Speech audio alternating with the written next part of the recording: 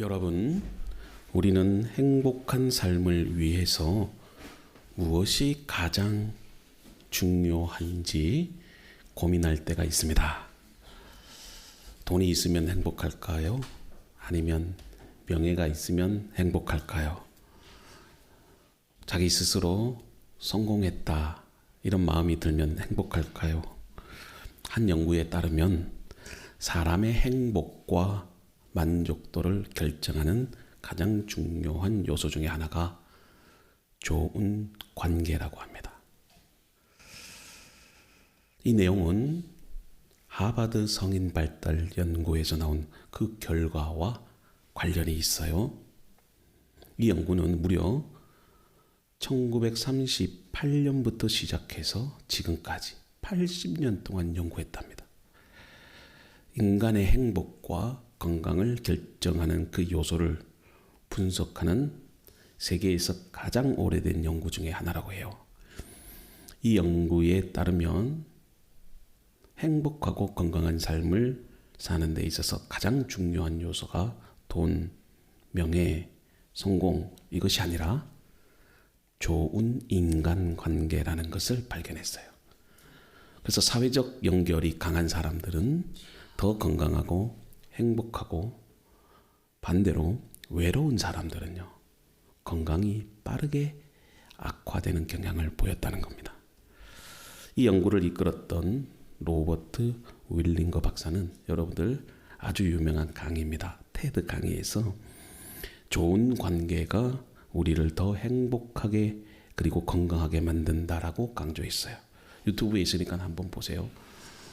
영어로 되어 있으니까 좀 영어가 이해되시는 분들은 꼭 한번 보시길 바랍니다.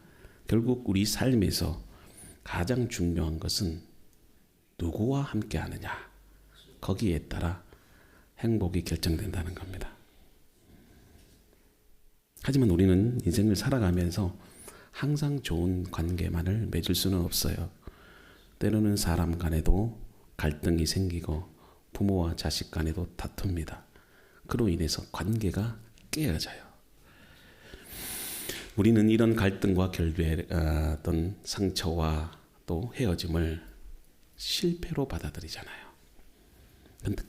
근데 오늘 성경 말씀은 우리에게 다른 시각을 제공한다는 겁니다. 오늘 본문 사도행전 15장 36절과 41절을 보면 이 바울과 바나바라는 이 위대한 동력자가 심각한 갈등을 겪어요. 그리고 결국은 헤어집니다. 근데 그 원인이 바로 이 마가 때문이었어요. 자, 1차 선교 여행에 이 안디옥 교회에서 파송을 받아서 바울과 바나바가 전도 여행을 떠납니다. 그때 누구를 데리고 가느냐? 마가를 데리고 갑니다. 근데 이 마가가 아무래도 젊은 청년이었기에 처음에는 여행하듯이 따라왔다가, 여러분 선교하러 떠나는 길이 이게 그래 쉽습니까? 그래서 너무 힘드니까 중도에 포기하는, 그리고 집으로 가버려요. 아마도 성경에는 기록되어 있지 않는데 무척 그 여정이 힘들었던 것 같아요. 근데 여러분 보세요. 바나바가 2차 선교 여행 때 이 마가를 데리고 가자 그렇게 제안을 합니다. 그러니까 바울은 이 마가를 선교 여행에 데리고 가는 것에 극구 반대를 해요. 근데 바나바는 비록 실수는 했지만 마가에게 한 번 더 기회를 주자, 그렇게 이야기를 합니다. 근데 문제는 여기서 갈등이 생겼는데 서로 의견 접근이 안 돼요. 다툼이 일어나. 믿음의 사람들도요, 바울과 바나바가 보통 사람이 아니잖아요. 그런 갈등이 일어나더라고요. 결국 어떻게 되느냐? 각자의 길을 갑니다. 우리가 보기에는 안타까운 결과죠. 근데 정말 이러한 사건들이, 헤어짐이 실패일까? 안 좋은 일일까? 이 헤어짐으로 인해서 복음 증거하는 일이 중단되었을까요? 그렇지 않다는 거예요. 오히려 하나님은 이 상황을 사용하셔서 2개의 선교팀을 만들어서 더 많은 지역의 복음을 전하게 하신다. 보세요. 지금 마가 때문에 바울과 바나바가 갈등이 일어나고 그리고 헤어집니다. 근데 하나님께서 그 갈등과 상처를 치우게 하셔요. 그래서 이 사도 바울이 선교 사역 마지막 끝에쯤 다다랐을 때 마가를 보고 싶어요. 아마도 이 선교 여행 중에 이 마가가 회개하고 다시 열심히 복음을 증거했다는 소식을 들었던 것 같아요. 그래서 심지어 이 마가는 어디까지 가서 복음을 전하느냐? 인도에까지 가서 복음을 전해요. 그리고 거기서 순교를 합니다. 그리고 그 위대한 업적이었던 마가 복음을 우리에게 남긴 거예요. 그러니까 그 사실을 알고 바울이 자신의 잘못을 뉘우칩니다. 그리고 나중에 이 세상을 떠나기 전에 마가를 엄청 보고 싶어 해요. 그러면서 나의 사랑하는 동력자라고 마가를 그렇게 부릅니다. 여러분, 우리의 삶에서도요, 바울과 바나바가 갈등을 일으키고 헤어졌던 것처럼 그런 일들이 우리에게도 일어날 수 있어요. 그래서 관계가 깨지고 여러분들도 그런 경험을 할 수가 있습니다. 근데 그것이 결국 우리에게 있어서 하나님의 실패를 말하는 건 아닙니다. 그러면 우리에게도 이런 갈등과 이별과 실패가 있을 때 어떻게 그것을 우리 다시 회복할 수 있겠는지 오늘 그것을 여러분들과 함께 나누려고 해요. 그래서 본문은 그리스도인들이 다투지 아니하고 아름다운 관계를 유지하며 살아갈 수 있는 그 방법에 대해서 여러분들에게 말씀해 주고 있습니다.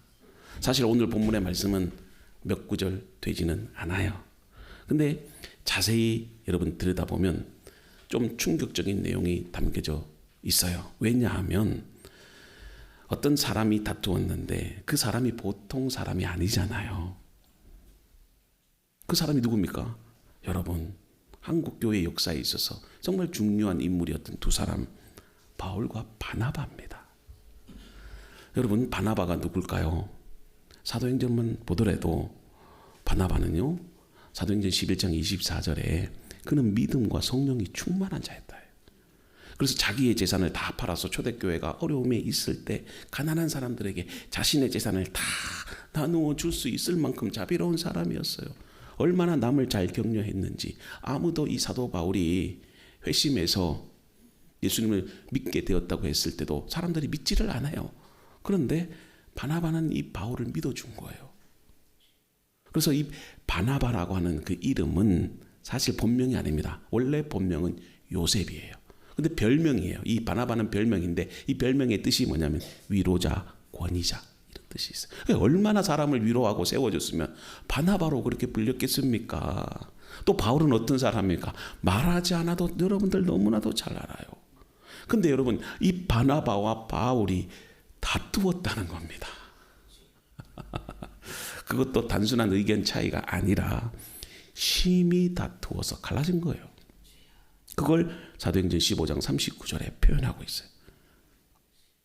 여러분, 아무리 인품이나 신앙이 훌륭한 사람도요, 실수할 수 있고 또 갈등할 수도 있고 그런 어려움들이 있어요. 근데 성경을 우리가 쭉 묵상해 보면 그 믿음의 사람들은 한결같이 실수가 있어. 약점이 있어요.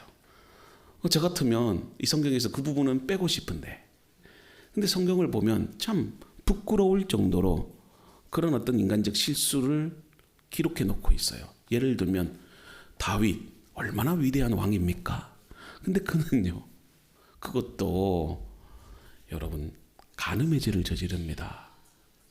이 남의 부인을 강제로 뺏어서 그런 죄를 저질릅니다. 또 그 죄를 감추기 위해서 살인죄를 저질러요. 그 남편을 전쟁터에서 죽게 해요. 또 베드로 보세요. 예수님의 수제자였지만 그는 3번이나 예수님을 부인합니다. 성경을 묵상해 보면 이런 실수들을 성경은 감추지 않아요.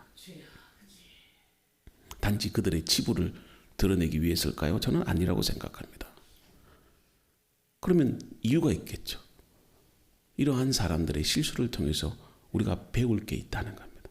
오늘 또 이 바울과 바나바의 다툼과 결별은 명백한 실수예요. 그러나 우리가 얻는 교훈이 있다는 겁니다. 그것을 통해서 하나님은 또 다른 선한 길로 인도하셨다는 거예요. 그래서 우리는 너무나도 쉽게 실패다, 망했다, 힘들다 이런 생각하면 안 되는 거예요. 엎질러진 물이라고 해도 그걸 하나님은 선하게 사용하시면 됩니다. 다시 회복하면 되는 겁니다. 그걸 오늘 말씀을 통해서 우리가 다시 생각해 보는데, 그러면 여러분 갈등과 그리고 결별과 실패의 인생 가운데 어떻게 우리가 다시 건강하고 온전한 관계로 회복시킬 수 있을까? 세 가지를 여러분들에게 말씀드리려고 해요. 첫째는 갈등이 일어나고 다툼이 일어날 때 넓은 시야를 가져야 돼요. 좀 생각을 크게 해야 된다는 겁니다. 사람은 종종 싸웁니다. 다툼이 일어납니다. 그건 가족 간에도 마찬가지고 친구 간에도 마찬가지고 직장에서도 마찬가지고 심지어는 교회 안에서도 일어납니다. 사실 이런 갈등이 일어나는 이유 중에 하나가 뭐냐면 너무나도 편협한 시각 때문에 그렇습니다. 특히 이런 사람들을 흑백 논리를 가진 사람이라고 말을 해요. 그 흑백 논리 때문에 불화가 일어나는데, 이 흑백 논리라는 것은 모든 상황을 절대적으로 옳다고 생각하고 절대적으로 나는 틀리지 않았다 이런 생각을 갖는 사람들을 말해요. 나는 백이고 너는 흑이다라는 논리입니다. 이들에게는 중간지대가 없습니다. 반드시 한쪽이 맞아야 되고 다른 한쪽은 틀려야 돼요. 혹시 여러분들 대화를 하다 보면 이런 방식으로 대화를 하지 않습니까? 무조건 내 말은 다 옳고 너는 무조건 틀렸다. 나는 부모이니까 자식은 무조건 순종해야 된다. 또 자식은 부모가 왜 내 말을 들어주지 않느냐? 내 말이 옳은데 너무 구닥다리 생각을 갖고 있지 않으십니까? 그렇게 생각하는 거예요. 여러분, 이들은 자신이 옳다고 생각하면 강한 확신을 가져요. 그래서 절대로 다른 사람을 인정하지 않아요. 그래서 논쟁이 발생할 때 어떤 일들이 일어납니까? 쉽게 물러서지 않습니다. 그래서 반드시 상대를 제압하려고 하는 그런 태도를 보여요. 다른 관점을 인정하지 않죠. 그래서 자기 관점만 보는 겁니다. 그래서 상대가 합리적이고 올바른 대안을 제시를 해도 무조건 틀렸다고 생각하는 거예요. 왜냐? 내가 맞으니까. 어떻게 보면 이것도 장점일 수는 있어요. 왜냐하면 원칙을 중요하게 여기고 정의를 추구하고 또 흑백 논리가 강한 사람은 옳은 말만 해요.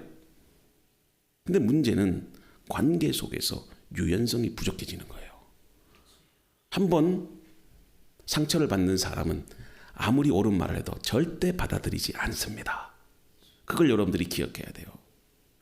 내가 옳은 말이라도 그 옳은 말을 상대방에게 어떻게 잘 이해시키고 전해야 될까? 그걸 고민해야 돼요. 1 더하기 1은 1이라고 해도 상처받은 사람은요, 1 더하기 1은 3이라고 주장해요. 그걸 잘 알아야 됩니다. 그래서 자신이 옳다고 확신하기 때문에 절대 타인의 의견을 수용하지 않아요. 그래서 결국 어떻게 된다? 서로 상처를 받아요. 근데 상처만 받으면 되는데 관계에서 깨어지면 서로 충돌이 일어납니다. 그것이 나 아닌 다른 사람에게도 확장이 돼요. 그래서 교회 안에서도요, 한 사람이 싸웠는데 그게 교회 전체의 문제로 확장돼 버려요.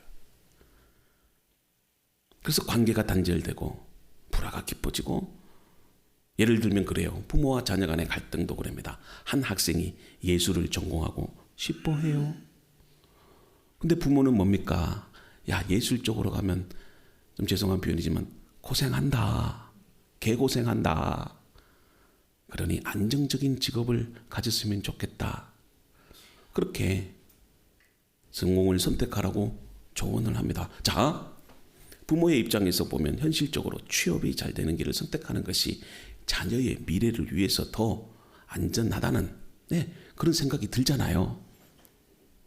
근데 자녀는요, 자신이 원하는 길을 가야지 삶의 의미와 행복과 만족을 느낄 수 있다고 믿는 거예요. 누가 옳은 걸까요? 둘 다 옳아요. 근데 문제는 서로를 이해하지 못한 채 자기의 주장만 고집하면 갈등이 깊어지는 거예요. 저도 우리 큰딸, 우리 주희가 예술대 간다고 했을 때, 연극한다고 했을 때 똑같은 케이스예요. 야, 너는 영어를 잘하니까, 미국에서 살다 왔으니까 좀 안정적이고 좀 좋은 직업을 가졌으면 좋겠다, 그런 생각이 드는 거예요. 갈등이 없던 게 아니라는 겁니다. 그래서 제가 한 가지 제안을 했어요. 그러면 주희야, 네가 정말 연극에 대해서 탤런트가 있는지 아빠한테 한번 보여봐. 그래가지고 주희가 고등학교 올라가서 중학교 3학년 때 결정을 하고 고등학교 가서 연극하겠다고 하길래 연극반에 들어갔어요. 그 연극반에 들어가서 그 연극반은 전문적으로 하는 게 아니라 그냥 이렇게 동아리로 하는 겁니다. 그런데 문제는 이 대전시 8개 학교에서 이 연극 대회를 열었어요. 근데 이 심사위원들이 정말 기라성 같은 그 연극계의 이렇게 핵심적인 그런 심사위원들이었는데, 한 2달간 이 연극 공연을 준비하고 주희가 1학년인데도 갑자기 이 주인공이 공연을 앞두고 한 2주 전에 못한다고 도망을 가버렸네. 그래서 주희가 2주 만에 그 연극 주인공을 한 거예요.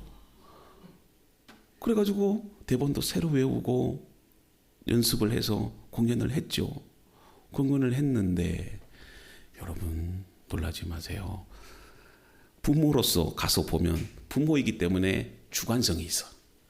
그래서 이 주관성을 탈피하기 위해서 저희 부모님 데리고 가고 우리 교회학교 교사들 데리고 가고 친구들 다 데리고 갔어요. 그때 우리 김정아 권사님하고 그 다음에 또 우리 정강 집사님하고 예영이 왔었어요. 근데 기억나시죠? 와가지고 연극을 봤어. 주희는 연극을 해야 된다라는 결론을 내렸어. 연극 안 시키면 큰일 나겠다. 너무 재능이 뛰어나고 그 힘든 대본도 다 외우고, 원래 책상에 5분도 안 앉아있는 아이인데 그 연극 대본을 다 외우는 거예요. 그래서 나와 그 어떤 관계를 다시 정립했던 그런 세계가 있어요. 교회 안에서도 마찬가지죠. 어떤 계획을 세울 때 어떤 분들은요, 철저한 계획을 세운 후에 진행을 해야 된다, 그렇게 생각을 하잖아요. 근데 어떤 분들은 계획도 중요하지만 유연하게 먼저 한번 해보고 이 일이 맞는지 계획을 한번 세워봅시다, 그렇게 주장할 때도 있어요. 그래서 철저한 계획을 중시하는 사람은 계획 없이 일을 진행하면 혼란이 발생하고 비효율적이라고 생각해요. 반면에 실행을 중요시하는 사람은 너무 계획에만 집중하면 변수가 생길 때 적응하기 어렵다. 누가 옳아요? 둘 다 옳아요. 바울과 바나바의 다툼도 좁은 시야에서 비롯된 갈등의 대표적 사례입니다. 이들의 논쟁은 교리적 문제가 아니었습니다. 마가를 2차 전도 여행에 데리고 갈 것인가 말 것인가, 그 문제였어요. 근데 바나바는 마가를 다시 데리고 가야 된다. 왜냐하면 마가는 1차 전도 여행 중에 포기하고 떠났지만 또 바나바는 위로자잖아. 한 번 더 기회를 주고 싶은 거예요. 아마도 마가는 상처받은 상태였고, 그래도 젊은 청년이었으니까 격려가 필요해. 경험도 좀 필요하고. 그래서 바나바는요, 이 마가를 좀 회복될 수 있도록 돕고 싶었어요. 그래서 다시 사역을 감당할 수 있도록 같이 데리고 가자. 근데 또 바울은 보통 사람이 아니야. 원칙주의자야. 그래서 여러분들, 바울이 선교여행을 떠날 때 이 복음을 외면하고 율법을 강조하는 유대인들에게는요, 단호해요. 성격이 불같대 또. 그래서 극구 마가를 데려가면 안 된다고 반대합니다. 그는 하나님의 사역이 중요하고 검증되지 않는 사람을 데리고 가면 다른 선교팀들이 피해를 받아요. 그래서 위험하다고 판단한 거예요. 마가가 1차 선교여행 때 중도 탈락했기 때문에 가도 똑같이 실수할 거야, 그렇게 생각한 거예요. 그러니까 여기서 보세요. 바울은 사역의 효율성을 중요시 여겼고, 그리고 흔들리지 않는 헌신이 있어야 된다, 그렇게 생각한 겁니다. 누가 옳아요? 둘 다 옳아요. 바나바는 사람을 중요시했고 바울은 사역을 중요시한 거예요. 근데 두 사람은요 서로의 입장을 이해하지 못했어요.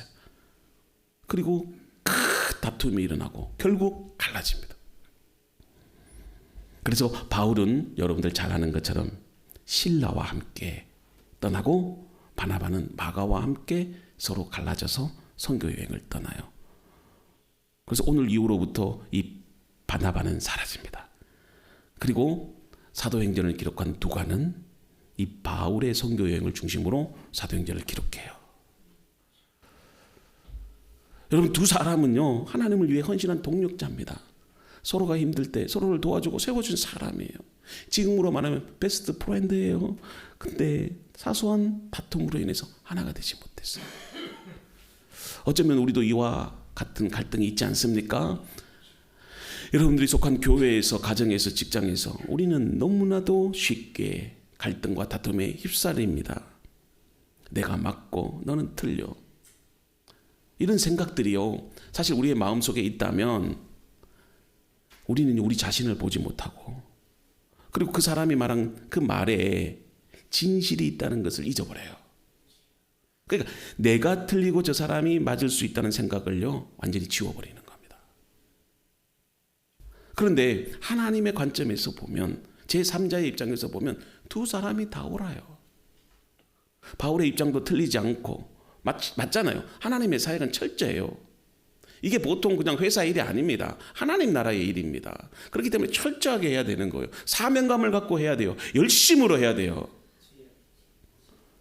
근데 바나바의 입장도 틀리지 않아요. 실패한 사람이라 한다 할지라도 우리가 사랑으로 좀 품자. 이게 그리스도의 마음이 아닐까. 그리고 그 사람을 믿고 세워주자. 다시 한번 기회를 주자. 근데 문제는 뭐예요? 바울도 바나바도 서로의 주장만 주장했지 서로의 생각과 마음을 보지 못했다는 데 있어요. 모든 갈등은 여기에서부터 시작이 됩니다. 상대방의 생각은 아예 이해하려 하지 않고 자기의 주장만 고집했기 때문에 결국 갈라서는 겁니다. 우리도 이 같은 실수를 하지 않나요? 내 생각만이 옳다고 믿으며 다른 사람들의 이야기를 듣기보다 나의 논리를 세우고 있지는 않습니까? 우리가 부부싸움도 마찬가지고 부모와 자식 간의 싸움도 마찬가지고 회사 동료와도 마찬가지고 교회 안의 성도들 간의 관계 속에서도 이런 일들이 일어나지 않습니까? 서로의 자기의 주장만 고집하다 보면 사랑해야 할 관계가 깨지고 함께 가야 할 사람들이 결국은 떠납니다. 그러면 우리는 혼자 남고 나는 혼자 남고 그 상처를 내가 안고 살아가는 겁니다.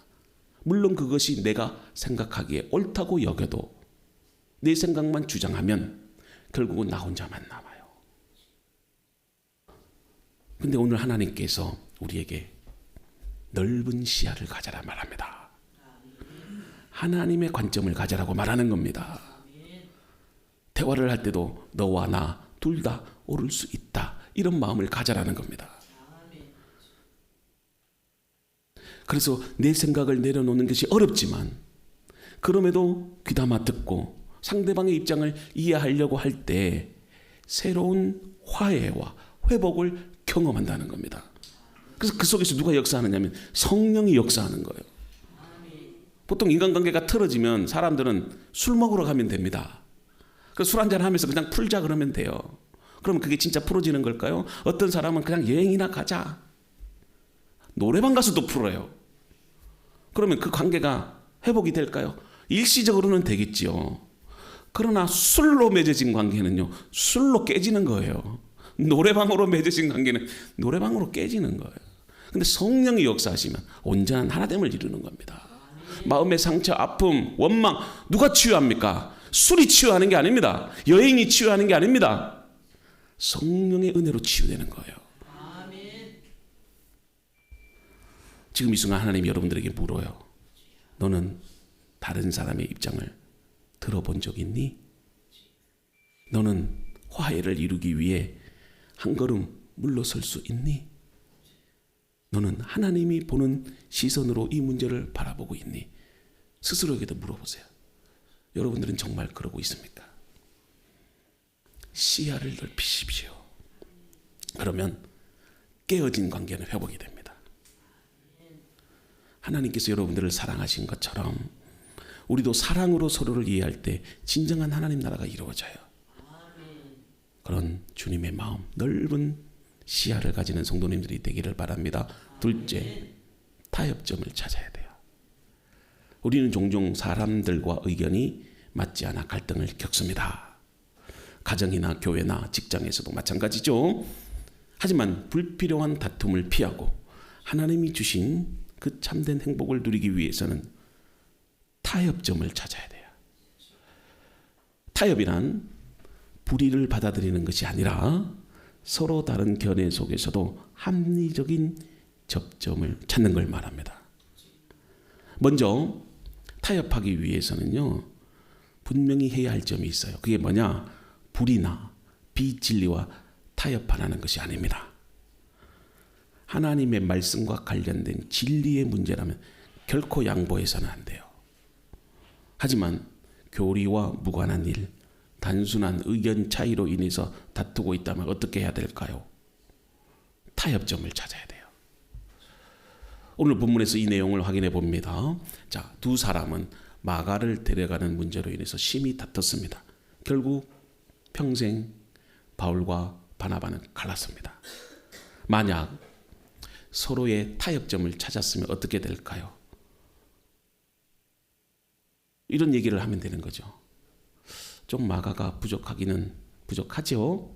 그러면 이 마가를 제주도까지만 데리고 가서 한번 테스트 한번 해봅시다. 예. 거기 가서 결정해도 늦지 않아요. 또 우리 전도 여행을 잠시 미루고 마가가 정말 잘못을 늦추고 있는지 한번 과제를 줘봅시다. 예? 그래서 저기 둔산동에 가서 한번 전도하라고 한번 해봅시다. 그리고 나서 자격을 평가해 봅시다. 여러 가지 타협점이 있어요. 근데 갈등이 일어나면 이것 생각 안 합니다. 무조건 자기 생각만 주장하는 거죠. 오늘 하나님께서 여러분들에게 부부간의 갈등이나 사람 간의 갈등이나 교회 안에서의 갈등이 일어날 때 한 걸음 뒤로 물러서서 타협점을 찾으라 말씀합니다. 갈등을 피할 수는 없어요. 그러나 갈등이 일어날 때 넓은 시야와 타협점을 찾으라는 겁니다.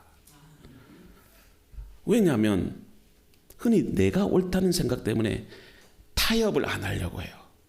그래서 우리나라 사람들은 특별히 그래요. 유교적 습성이 강해서 무조건 순종, 무조건 복종해요. 감히 종놈이 어떻게 주인한테 대듭니까? 주인이 불의한 일을 시켜도요, 남의 집에 담 넘고 들어가서 도둑질하라고 해도 주인이 시키면 해야 되는 거예요. 그런 어떤 유교적 사상. 저는 그래요. 이 유교가 우리나라를 망쳤다. 물론 좋은 것도 있어요. 교회에 대한 관점이나 뭐 공경이나 또 충성하는 거나 좋은 점도 있지만 우리나라가 이 유교 사상에 쩔어서 정말 힘들게 살아갈 때 그 120여 년 전에 복음이 이 땅에 들어와서 이 나라를 변화시킨 거 아니겠어요? 그래서 우리나라는요, 대화를 안 하려고 해. 타협도 안 하려고 그래요. 어떤 문제가 발생되면 토론을 하면 돼. 토론을 해서 서로 치열하게 이렇게 논쟁을 하다가 서로 타협점을 찾고 그 타협점이 생기면 서로 존중해 가야 돼. 재직회도 마찬가지예요. 이제 우리 교회도 사이즈가 커지면 여러 다양한 의견들이 나올 거 아니에요. 그때는 다양한 의견이 있어야 돼. 뭐 교회에서는 독재입니까? 아니, 그거 아닙니다. 교회에서도 민주적인 절차에 따라서 어떤 일들을 결정을 하고, 문제는 어떤 일들이 딱 기도하고 결정하고 딱 됐으면 거기에 대해서 뒷말이 없어야 돼. 아니, 재직회 때는 참석 안 하다가 재직회 때 결정된 일을 갖고 참석 안 한 사람이 뭐를 분쟁을 일으켜요. 또 그게 문제예요. 그래서 로마서 12장 18절에 할 수 있거든 너희로서 모든 사람과 더불어 화목하라. 진리는 여러분들 타협하면 안 되며, 그러나 다른 부분에 있어서는 우리가 양보할 줄 알아야 됩니다. 우리 그런 그리스도인들이 됩시다. 저도 과거에는 흑백 논리가 아주 강한 사람이었어요. 그래서 기독교 가정에서 자라면서 옳고 그름만을 따지는 태도가 너무 강했죠. 근데 저도 시간이 지나면서 점점 깨닫게 됩니다. 내가 외로웠던 그 순간들, 오히려 다른 사람들에게 상처를 주었던 사실도 있다는 거예요. 그럴 때 느끼는 게 뭐래요? 외롭다는 생각이 많이 들어요. 진짜. 여러분, 교만이란 뭡니까?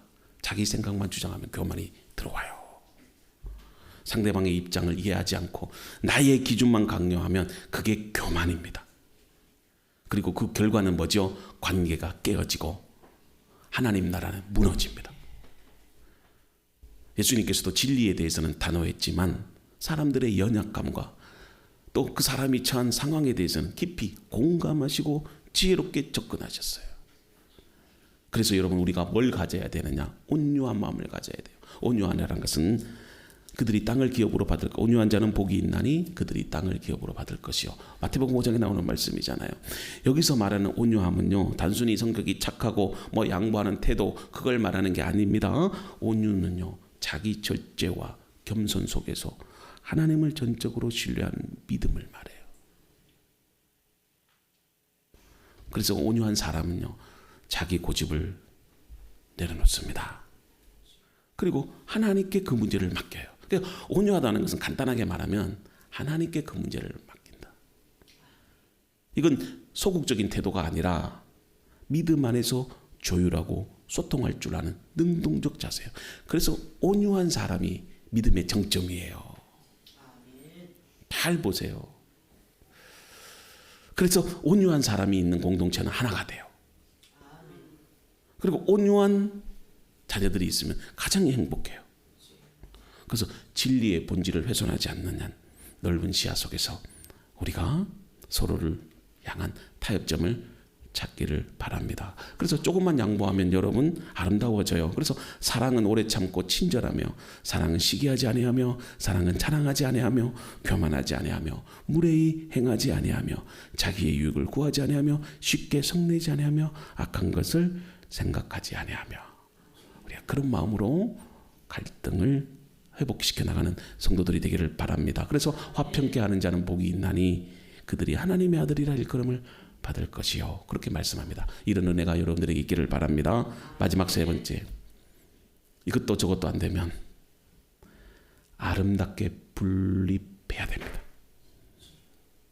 자, 여러분, 분립이라는 말은요, 함께 있던 사람들이 따로 서는 것을 말해요. 때로는 우리도 어쩔 수 없이 헤어져야 할 때가 있습니다.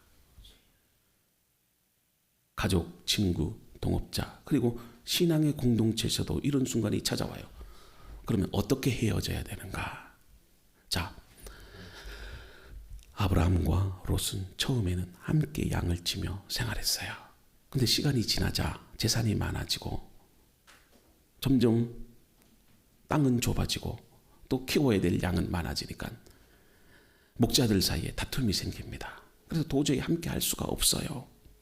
그러자 아브라함은 조카 롯을 불러서 다음과 같이 말해요. 창세기 13장에 보니까 이제 우리가 함께하면 더 이상 갈등이 생겨서 함께하지 못할 것 같다. 이제 너한테 선택을 줄 거니까 네가 동쪽으로 가면 나는 서쪽으로 갈게. 그러니 네가 먼저 선택해. 그렇게 이야기를 합니다. 그리고 아브라함과 롯은 싸우지 않고 평화롭게 갈랐어요. 여기서 단순히 갈라서는 것으로만 끝나지 않았어요. 자, 롯이 이 갈라지고 난 이후에 소돔과 고모라 땅에 있으면서 큰 위기에 처합니다. 전쟁이 일어납니다. 그래서 포로로 끌려가요. 그 사실을 아브라함이 들었습니다. 목숨 걸고, 그렇죠? 자신의 종들을 이끌고 그 전쟁터에 참여합니다.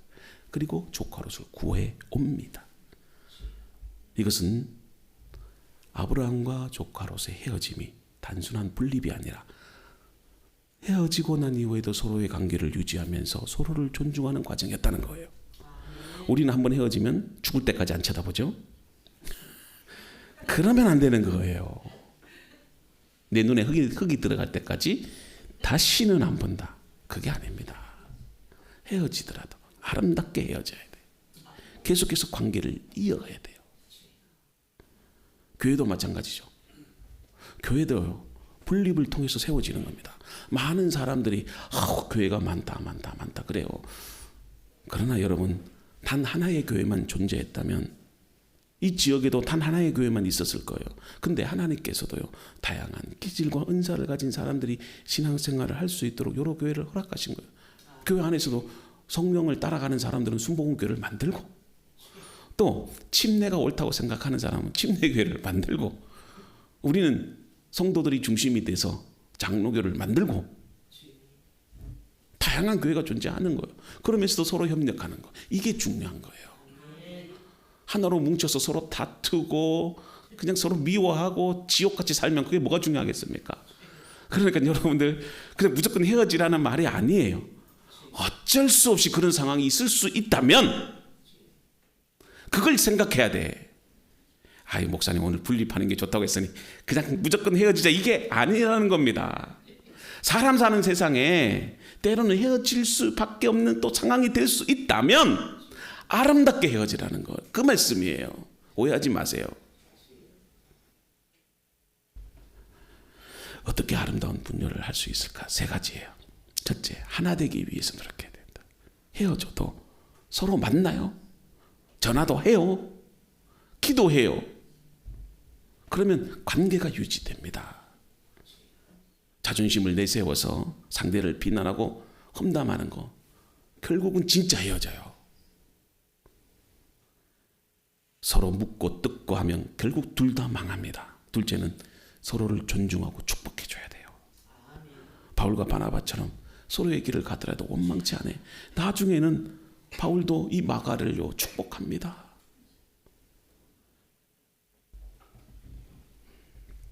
세상에서도 이별이 있지만 그리스도인의 이별은 달라야 된다는 말씀이에요. 하나님의 자녀로서 우리 아름답게 분립하는 법을 배워야 됩니다. 우리 교회도 그래요. 우리 교회도 어느 정도 이제 교회 사이즈가 되면 저도 생각에는 좀 분립을 했으면 좋겠다. 그래서 신탄진에도 교회를 세우고 저기 동구 쪽에도 교회를 세우고 유성 쪽에도 좀 세워서 우리 교육자들을 보내서 제가 순회 설교하면 되니까 한 달에 한 번씩 그러면서 서로 이렇게 거리가 멀어서 새벽 예배 유성에서 오기 힘들면 거기 가까운 교회 가면 돼. 가서 거기서 예배 드리고 기도하고 섬기고 그러면서 우리 성도들도 한 번씩 이렇게 돌아가면서 예배하면 되고 얼마나 좋을까요?